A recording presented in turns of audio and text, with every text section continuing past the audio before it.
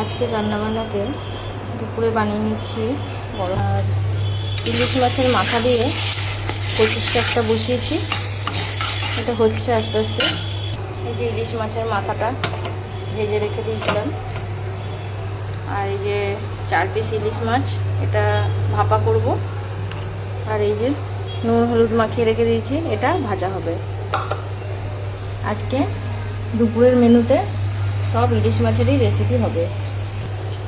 ইলিশ মাছটা আগে সর্ষে পোস্ত আর জিরে বাটা দিয়ে একটু কাঁচা লঙ্কা দিয়েছি, এবার একটু মেখে নেবো। এটা দিয়ে সামান্য একটু লঙ্কার গুঁড়ো দেবো কালারের জন্য,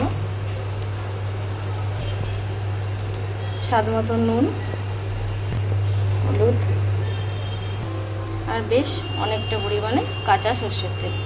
ইলিশ মাছের রেসিপিতে কাঁচা সর্ষের তেলই টেস্টটা আরও অনেক বেশি ভালো লাগে। অল্প কালো জিরে ফোড়ন দিয়ে আমি বসাবো, তাই সামান্য একটু তেল কড়াইতে দিলাম। এটা একটু ভালো করে মেখে নিচ্ছি হাত দিয়ে।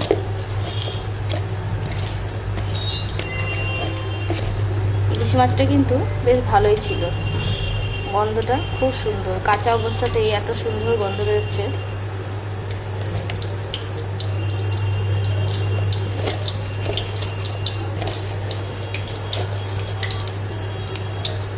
এটা মাখা হয়ে গেছে।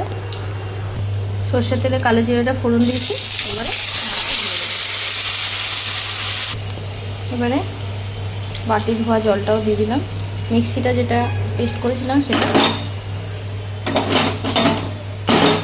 এবার একটু নেড়ে চেড়ে ঢাকা দিয়ে দেবো। আস্তে আস্তে এটা হবে।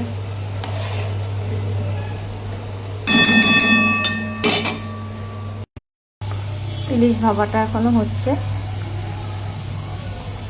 আর 10 থেকে 10 মিনিট মতন হলেই হয়ে যাবে। এটা একটু চিরা কাঁচা লঙ্কাও দিয়ে দিয়েছি। কচুর শাকটাও ইলিশ মাছের মাথাটা দিয়ে দিয়েছি। সামান্য একটু মিষ্টি দিতে হবে, কারণ কচুর শাকটা একটু মিষ্টি মিষ্টি হয়।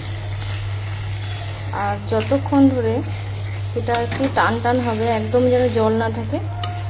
কচুর শাক যত টান টান হবে খেতেও ততটাই টেস্টি হয়।